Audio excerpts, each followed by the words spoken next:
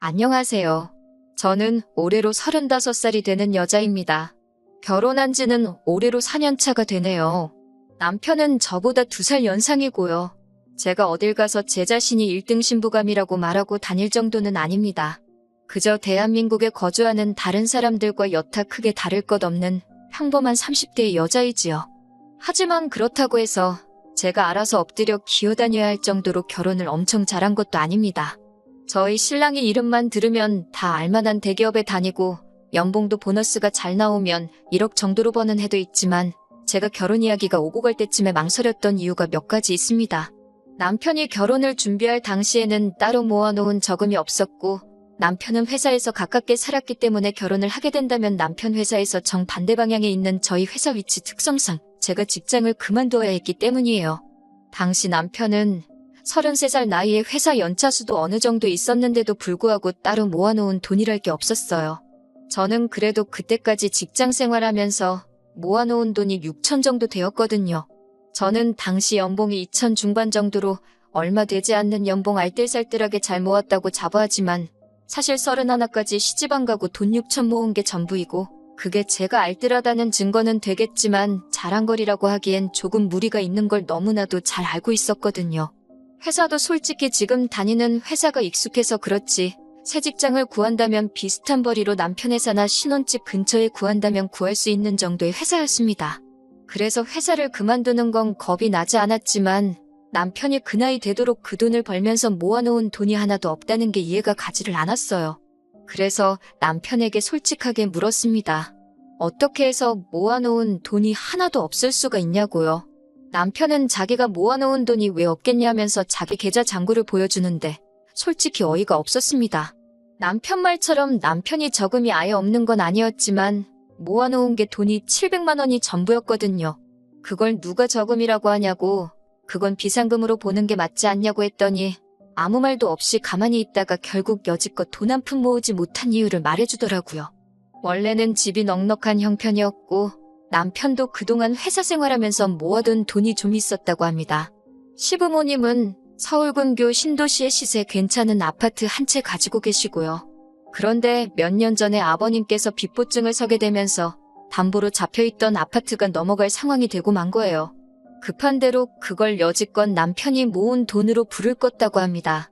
그렇다고 빚이 완전히 없어진 상황이 아닌 가운데 남편이 회사 생활하면서 번 돈을 가지고 그 돈을 계속 갚아나갔다고 하네요.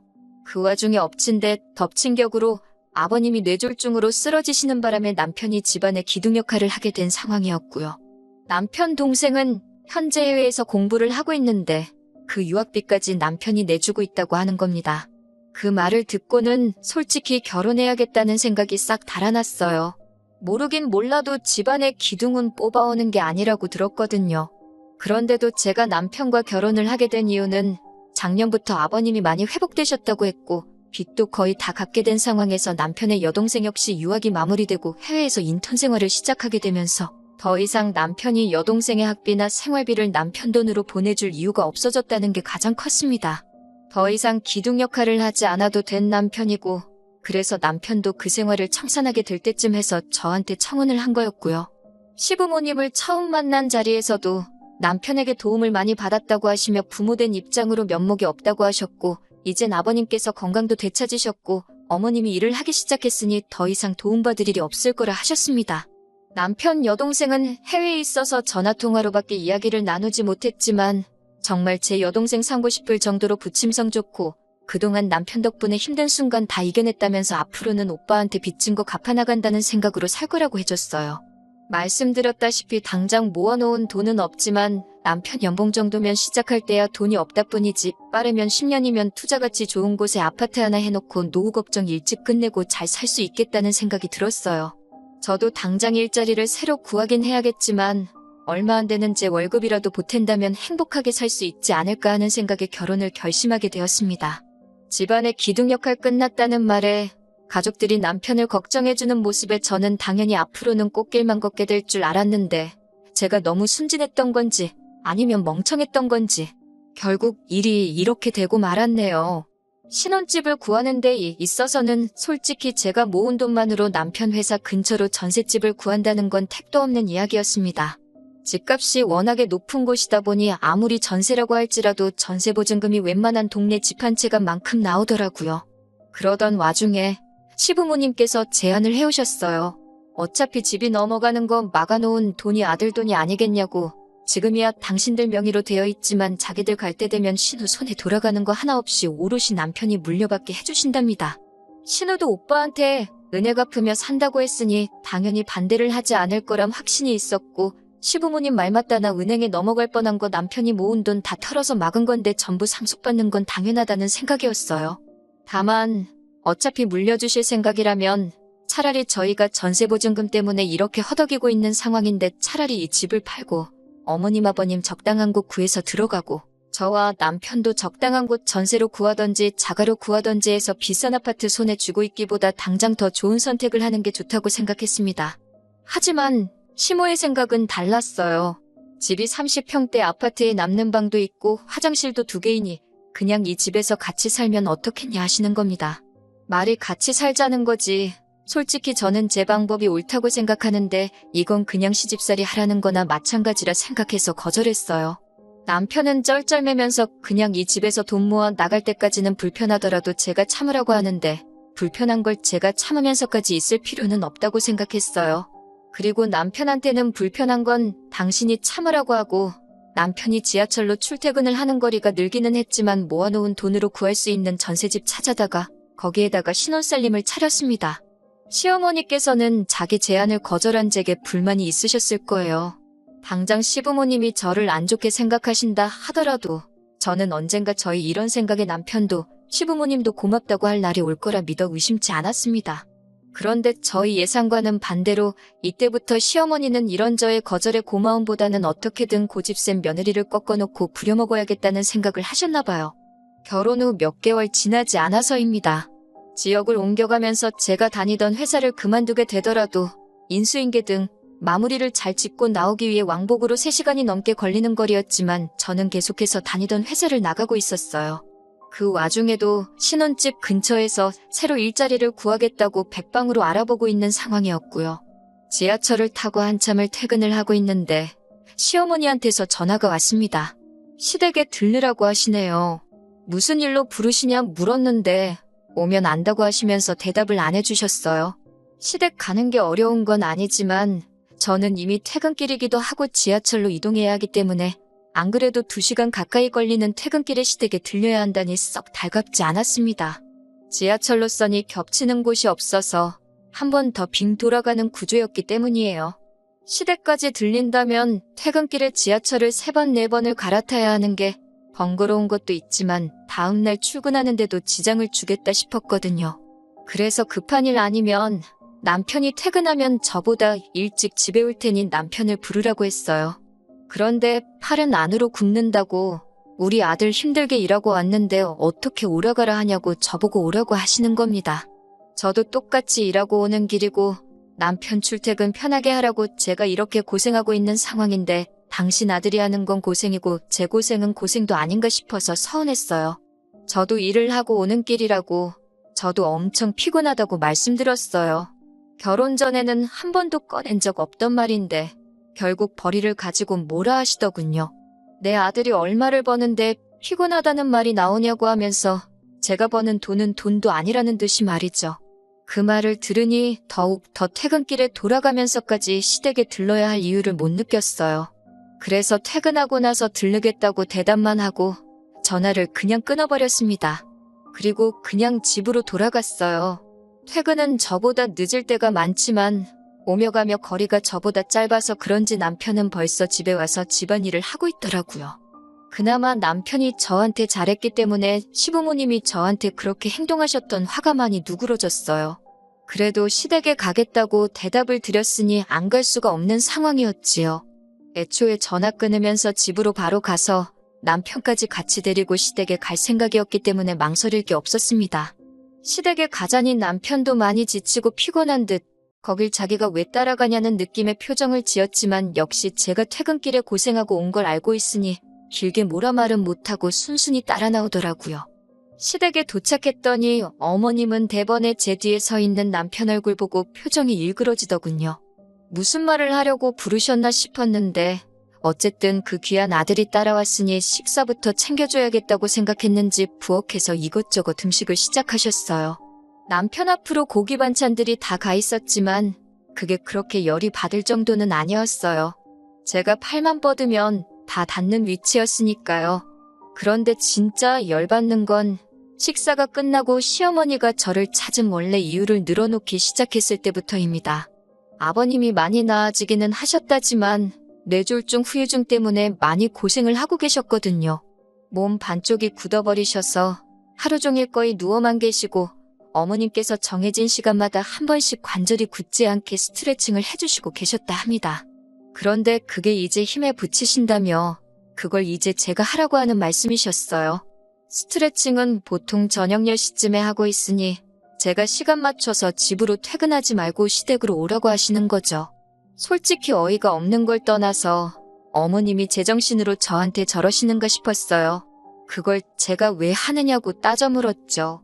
막말로 시부모님이 남편 부모님이라 시부모님이지 당시에는 평생 남으로 지내온 사람이나 마찬가지잖아요. 그런데 저한테 딸한테 부탁해도 하기 힘든 부탁을 하시니 조금 어이가 없었습니다. 스트레칭만 해드리면 되는 거면 간병인을 쓰면 되는 일 아니냐고 했더니 저보고 그 돈을 내줄 거냐입니다. 그 돈은 당연히 못 내드린다 하니 그러면 어머님이 지금 버는 돈 가지고 간병인 월급 주고 나면 뭐가 남냐고 하면서 저희 보고 당신 생활비를 줄 것이냐 따지시더군요. 제 월급도 얼마 되지도 않으니 남편이 벌어다 주는 돈이 네 월급이다 생각하고 저보고 시아버지 병수발을 들라고 하시는 겁니다. 하루 종일 시댁 와서 막일하라는 것도 아니고 저녁에 와서 스트레칭 하는 것만 도와주면 되는데 그게 뭐가 어렵냐고 하시는 거예요. 간병인 월급도 시부모님 생활비도 드릴 생각 없고 제가 와서 아버님 병수발 들 생각도 없다고 했습니다.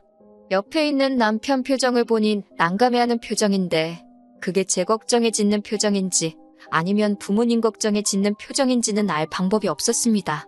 다만 그 상황에서 중간 역할 하지 않고 가만히 어떻게 돌아가나 구경만 하고 있더라고요. 그랬더니 시어머니가 결국 한마디 꺼내시네요. 너 이 아파트 갖기 싫으냐고 하시는 거예요. 무슨 말을 하시는 거냐 했더니 자꾸 이런 식으로 나오면 이 아파트를 당신 아들한테 물려주는 게 아니라 자기가 이 집을 팔아서 노후자금을 하든 나라에 주고 연금을 받아먹든 하겠다는 겁니다. 유산을 핑계로 거의 반 협박이나 다름이 없었죠. 그런데 생각해보니 제가 손해볼 것도 없겠더라고요. 100세 시대라고 하는데 어머님 아버님 앞으로 30년은 너끈하실 테고 제 연봉에 어디 가서 자랑할 만한 금액이 아닌 건 알지만 30년 모으면 이 아파트 한 채 정도는 못 살 돈도 아니었으니까요. 그리고 애초에 남편이 아니었으면 은행에 넘어갔어야 할 집인데 그걸 가지고 주네 안 주네 하시면서 저를 부려먹을 생각을 하시니 앞으로 이걸 가지고 몇 년을 더 울고 먹으실 바에 필요 없다고 못을 박는 게 나을 것 같아서 집을 팔아서 간병인을 구하시든 알아서 지지고 볶으시라고 강하게 한마디 하고 나왔습니다. 집에 오는 길에 남편은 제 눈치를 보면서도 말을 아끼고 있었는데 대충 이야기를 나눠보니 그 집을 상속 못 받게 돼도 상관이 없냐고 하면서 자기 평생 번 돈이 들어간 집이다 마찬가지라며 아쉽지 않냐고 하는 거예요. 그래서 남편한테도 한마디 했습니다. 그 아파트 때문에 당신 마누라 평생 시댁에 종살이 시킬 생각이냐고. 그렇게 그 아파트를 상속받아야겠으면 당신이 퇴근해서 시댁으로 가서 아버님 수발 들고 저녁에 집에 돌아오라고 했어요. 그 집에 있어서 보증 잘못 선 것도 당신 돈 들여서 갚은 것도 다 날 위해 한 거 하나도 없지 않냐고.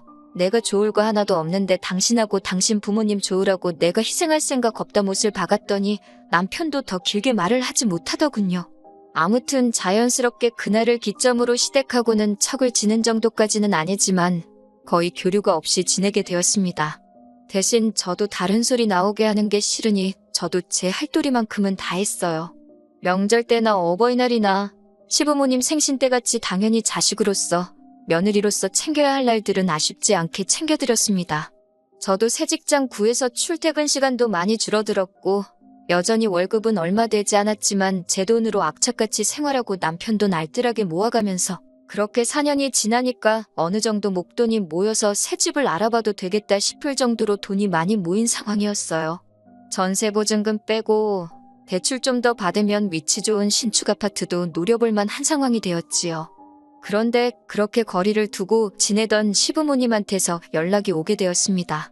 2년 전에 신우가 인턴 생활도 마치고 한국으로 돌아와 있었거든요. 그런데 저희와 시부모님 사이가 틀어진 걸 알게 되고는 오빠한테 은혜 갚으며 살겠다는 말은 속 들어가고 연락도 없이 지내고 있어서 엄청 얄미웠어요. 그런데 그 신우가 시집을 가게 되었다는 겁니다. 남편 될 사람은 어떻게 신우가 물었는지는 모르겠지만 집안 괜찮고 현재 다니고 있는 직장도 괜찮은 사람이더라고요. 유학할 때 알고 지내다가 한국에 돌아와 다시 만나게 되고 결혼 이야기까지 오고 가게 된 모양입니다. 신우 결혼한다는 말은 알고 있기는 했는데 시부모님이 갑자기 그때쯤 해서 보자고 하시니 솔직히 좋은 생각이 들지는 않았습니다. 아니나 다를까 시부모님이 저희를 보자고 한 이유는 예상한 대로 돈 이야기였습니다. 아무래도 시댁이 남편 될 사람 집안에서 해오는 것만큼 맞춰서 해올 여력이 안 되니 저희가 경제적으로 신우를 좀 도와줬으면 하셨나 봐요. 신우가 결혼할 때 그냥 넘어가려던 생각도 아니었고 남편이 자기 여동생에 대해서 각별히 생각하기도 하니 저희도 누가 시키지 않아도 돈 500 정도는 해주자고 이미 이야기가 되어 있었는데 시어머니가 요구하시는 건 돈 500으로는 택도 없는 걸 말씀하셨어요. 아예 집을 한 채 해주자고 하시네요. 신우 남편 될 사람 집안이 워낙에 돈이 있다 보니 결혼할 때 시부모님이 집 정도는 해줘야지 자기들 노후를 보장받을 수 있지 않겠냐고요. 보아하니 저희가 시부모님 노후를 가지고 뭘 해줄 거라 생각되지는 않으셨는지 저희 보고 신우가 결혼하고 살 집을 해주라는 겁니다. 저희한테 그게 무슨 이득이 있냐고 하니 당신들 노후는 신우네가 해줄 것이니 저희 보고도 남는 장사라고 하시는 거예요. 그게 어떻게 남는 장사냐고 했더니 또 시부모님 만능 해결책이나 마찬가지인 집 이야기를 하시는 겁니다.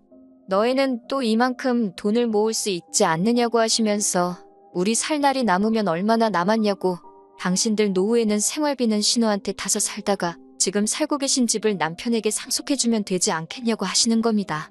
애초에 결혼 전부터 그 집은 남편에게 물려주시기로 말했던 것이었는데 이제 와서 또 그걸 조건 삼아 저희 돈을 뜯어가려 하시니 어이가 없었어요. 그리고 당장 어머님하고 사이 틀어졌다고 해서 한국 돌아오고도 저희한테 연락 한 번 없던 신우였는데 자기도 권리가 있는 부모님 유산을 순순히 포기를 하겠어요? 아마 진흙탕 싸움이 나도 충분히 날 것 같은 상황이었지요. 그래서 저는 아무리 생각해도 저희한테 좋은 게 하나도 없지 않느냐고 거절을 했어요. 평소 때는 이런 상황에서 말 한마디 안 하는 남편인데 남편이 한마디를 거들더라고요. 거기서 남편이 제 편을 들어주며 같이 싸웠다면 이혼까지는 생각 안 했을 겁니다. 그런데 남편은 시어머니 말이 틀린 게 없다면서 저보고 다시 생각해보면 안 되겠냐는 거예요. 당장만 봤을 때도 엄청 손해보는 장사이지만 저희가 시부모님 집을 상속받았을 때 신우가 가만히 있을 거라는 보장이 있냐고 따지니 남편이 그러면 지금부터라도 우리가 시부모님을 모시고 살면 되는 일 아니겠냐고 하는 겁니다. 생활비는 신우가 주고 시부모님 모시고 사는 걸 우리가 하고 있으면 되는 거라고. 그렇게 되면 신우가 살 집을 우리가 해주는 거나 마찬가지고 신우도 생각이 있으면 그 돈을 탐내지 않을 거라고 하는 거예요.